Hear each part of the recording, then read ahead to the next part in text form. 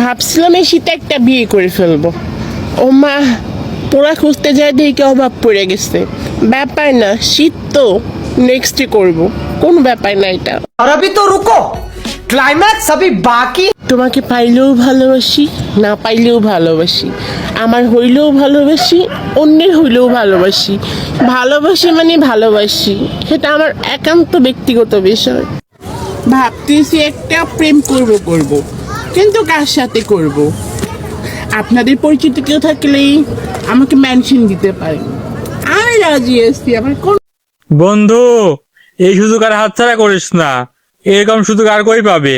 ঠকাইছো না আমাকে, একদিন ঠিকই বুঝবা।